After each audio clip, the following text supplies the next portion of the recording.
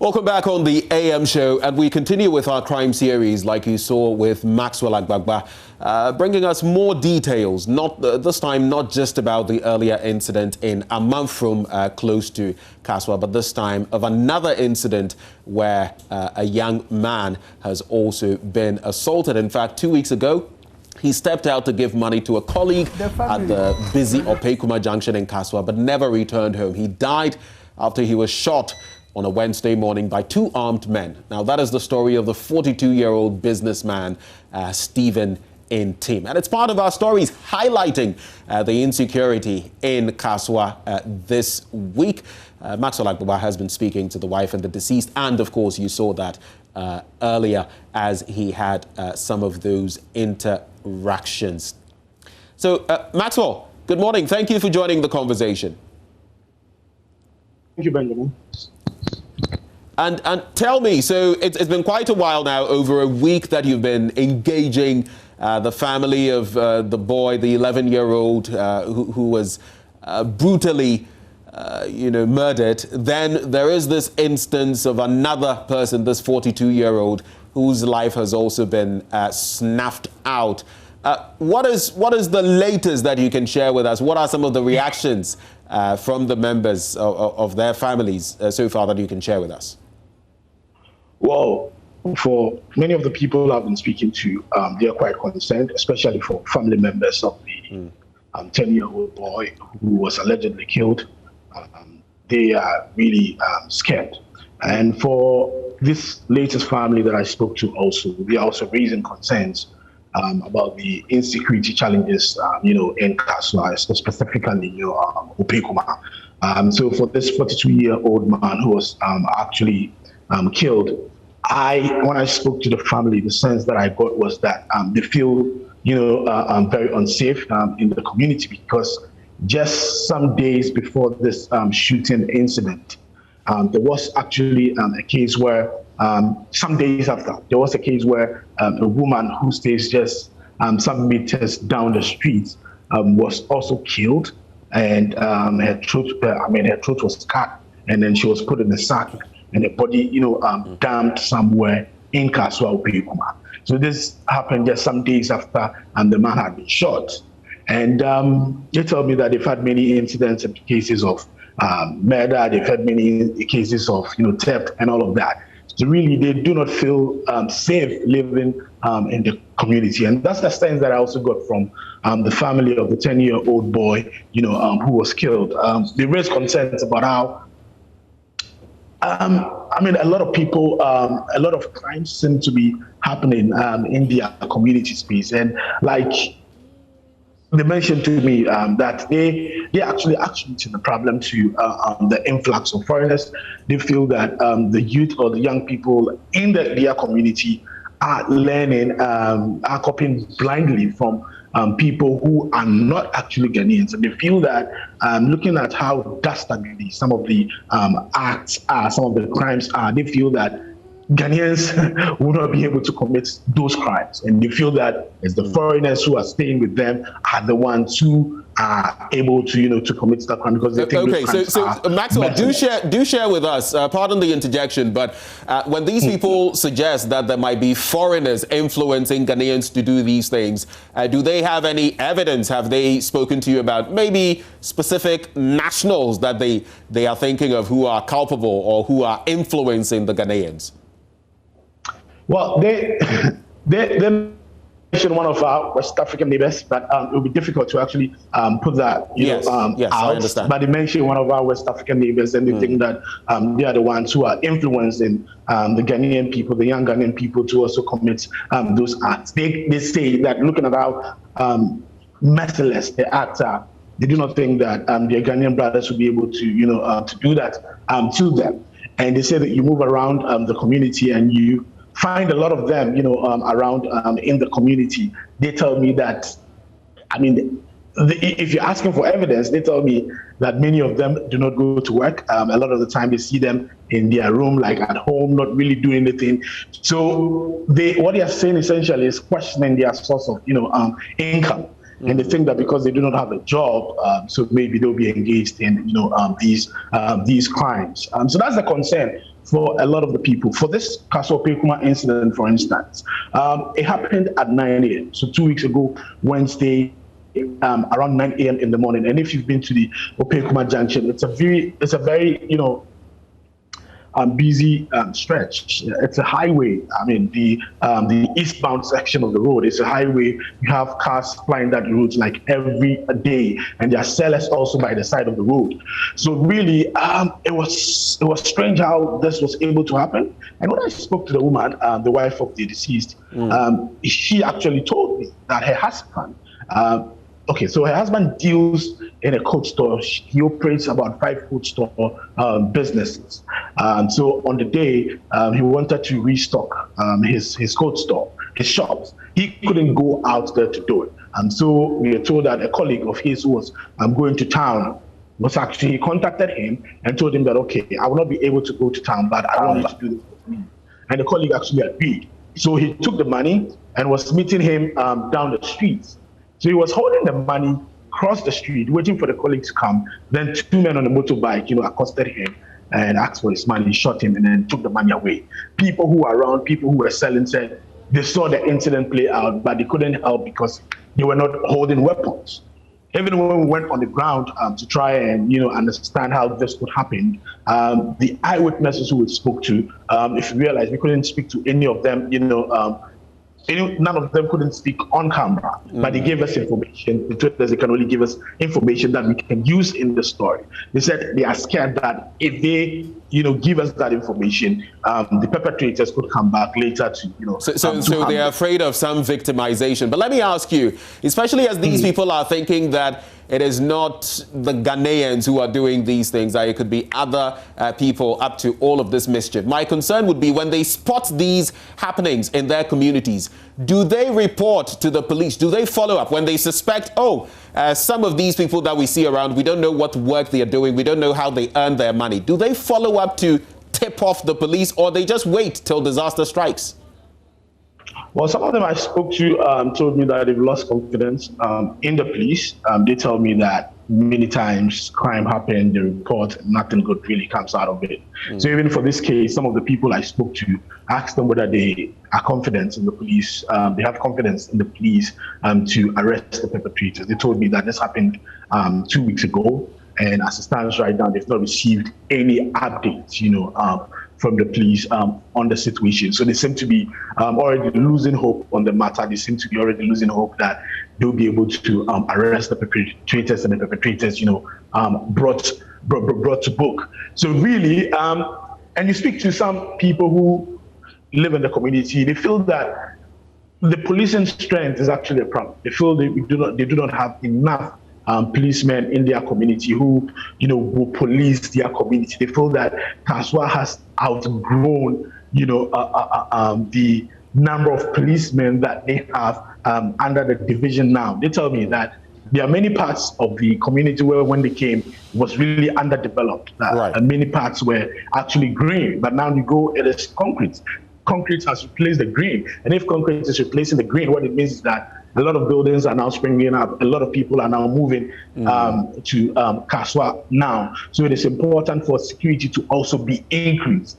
They tell me that police visibility is also quite, poor in Kasoa. And they feel that is why some of these criminals are able to brazenly, commit some of these dastardly acts. So they tell me that they think that if the number of police officers are increased in Kasoa, one way or the other, they will be able to bring the situation under control. They also want the Ghana Immigration Service to also do more, because they feel that some people who come to the community really are not supposed to be there in the first place. They say that some of them could be people fleeing, crimes from other communities. They tell me that because these people sometimes have a lot of money, they are even able to afford, the rent that is charged by landlords and all of that, and they are able to pay, and they're able to reside with them, in the community. So quite a number of concerns that the people are raising. But speaking to the people, interacting with residents, the sense that I got was that many of them feel very unsafe in the area. They tell me that at night when they sleep, they have sleepless nights because they do not know where the next attack is going to come from. They tell me that when even they send their children to school, this situation, for instance, the killing of the 10-year-old boy, for instance, that's actually compounded their woes. They say when they sleep, they cannot sleep because they just feel unprotected. There's just something that they feel is wrong, in the community that they want our security agencies to pay attention to. Okay, so we'll be talking a bit about the security agencies, especially the police. Hopefully, we shall also be joined by a security analyst who will break down some of the issues for us, help us understand better where exactly we find ourselves and where we are to go from here. But Maxwell, so from the end of the police, we've been trying to get in touch with the Central Regional Police, PRO, to no avail, without success. But so far, what does the Central Regional Police Command, what has it been saying in respect of these developments? What has been the reaction of the police in the Central Region so far on these cases? Well, the police officer who I spoke to earlier had issues about jurisdiction, and he thinks that some of the crimes that have been attributed to Kasoa really did not happen in Kasoa. He tells me that some of the crimes actually happened outside his jurisdiction, but because of border issues and all of that, people sometimes lump it all together and say it happened in Kasoa. He was not willing. I actually got in touch with the commander of the Kasoa division. He was not willing to speak to the issues. He says he believes in doing the field work and not necessarily coming into the media to come and talk about what is happening. So he really did not talk to me, although we requested an interview and wanted him to speak to the issues and the concerns that the people had actually raised. He redirected me to the PRO of the Central Region Police. So really, it's difficult getting information from the Kasoa division. Is difficult squeezing information from them. But the little that we get also, we also get a sense that they are quite overwhelmed with the communities that they would have to police. Speaking to, some people, police officers who work there, not the commander, they seem to be overwhelmed, with the work. Because, you go to the Kasoa police station daily, and it's still the people. Like, there are a lot of things happening at the same time. And my interaction with these police officers show that they are also quite overwhelmed with the work, and they will need, more logistics. They will need more personnel, and they will also need more cooperation, from the residents of Kasoa to help deal, with the current situation. Maxwell Agbagba, thank you very much. He's my colleague, and he's been on this beat, following all these developments when it comes to crime in Kasoa and its environs. But let's go over the phone lines now and interact with Adam Bonner. He's a security analyst. Mr. Bonner, a very good morning to you, sir. Good morning, and thank you for having me. It's a pleasure to have you on the AM show. Now, I'm sure you followed all of these developments. First of all, the sad incident with regard to that 10, 11-year-old in Amanfrom. Then, following that, another instance with a 42-year-old who was murdered in cold blood. And we've also heard in recent times in the eastern region of some other people, two of them, very young men, who are carting off what is believed to be human bones. It appears this is becoming quite a trend. How much of a security concern do you think this is for Ghana? Well, yes, it is a security concern for this country. And personally, I started raising these issues several years ago, calling out the Bank of Ghana, calling out the NCA, and calling out the security agencies, i.e. the National Security, and then back then the BNI, which is now NIB. But unfortunately, not much, was done. And so what we are seeing today has to do with, lack of, preparation, lack of putting in enough measures to ensure that these things never happened because we saw them coming. We saw them coming. Some of us saw it coming. If you go and Google Adam, but I would have raised this issue severally, had meetings with some of these agencies severally. But unfortunately, what we are seeing today, it can only get worse. And I say that because if you take Kasoa, for instance, you have one citizen to about 3,000, one police officer to about 3,000 citizens in Kasoa. Right. Kasoa and its enclave. And I have raised that the Kasoa area actually lack what I call, proper, identity. When I say if you have a community that lacks proper identification, even if you are an individual, and you don't actually know what your identity is, chances are that you are going to be overwhelmed. And so what we are seeing in Kasoa, 70% of people who live in Kasoa, they will tell you they live in Accra. Meanwhile, we all know that Kasoa is a boundary between Accra and the central region. And so Kasoa itself is in the central region. And so what has happened over the years is that when resources, the meager resources that are before the security agencies, i.e. the Ghana Police and Immigration and the Rest Fire Service, when it comes in, the one that is supposed to probably go to Kasoa remains in Accra, in between Accra and Cape Coast.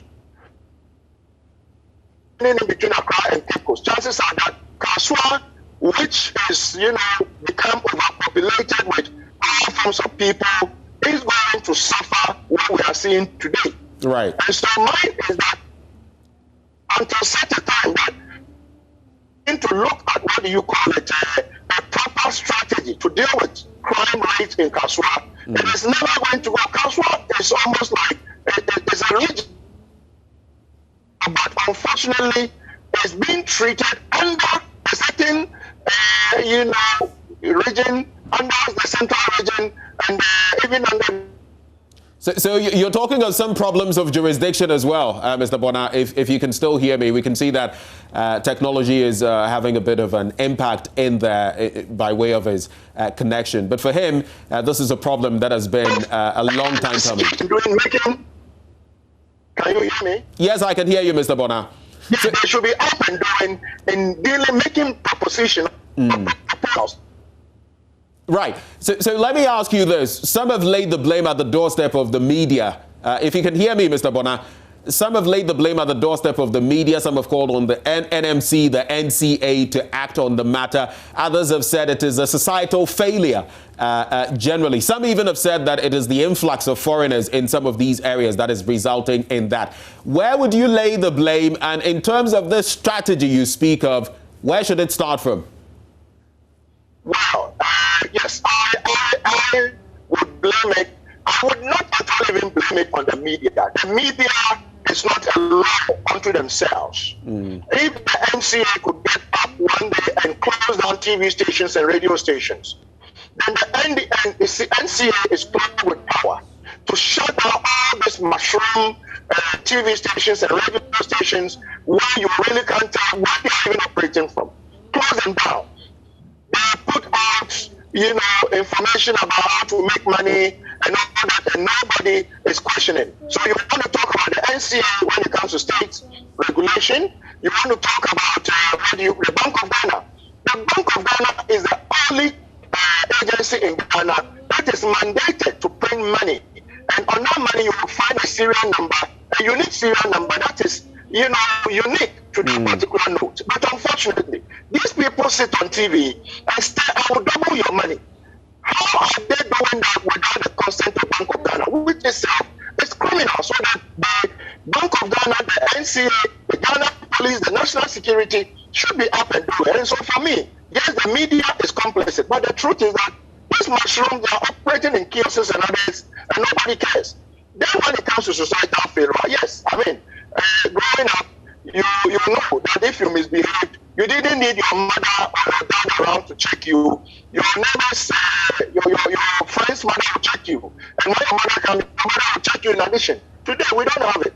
And so that is what is going on. Children are not beaten these days. So for me, it is call it a collective failure on all of us, our part. And I think that we need to arrest it quickly. But the NCA NCA, Bank of Ghana, and the state security agencies should be up and doing. Now, when it comes to, how do you call it, the security agency in terms of strategy, I have raised the beginning of this year, late last year, to say that beginning of every election year, a year after an election year, crime rate goes up. Go back and check 2017, 2018. So my expectation, at least the basic expectation would have been, there should have been a reshuffle of, the top echelon of the Ghana Police Service. That is the only way you counter criminals. Once you do that, you throw them out of, what do you call it, they have to re-strategize, they need to think. It gives you some amount of room to deal with, how to fight, how to deal with them. But unfortunately, for a very long time, no changes at the top, the top level of the Ghana Police, the top level of immigration, and all that. And once everything remains stagnant, you ask anyone who understands security, the only thing that will not remain stagnant when it comes to fighting crime would be crime rate. It will continue to go up. So one of the strategies, apart from buying vehicles and doing all those things, is to do reshuffle. And I keep saying that we don't have what it takes to gather intelligence in this country. Intelligence failure leads to some of these things that we are seeing today. And I've been saying it for many years. But the truth is that it looks like it might take something drastic to happen before maybe our leaders, those who are close with power, would start listening. Right. It might take something indeed very drastic. Adam Bona, we're very grateful that you joined us this morning on this discussion. It's a continuing conversation. Adam Bona is a security analyst, and he joined us on that conversation.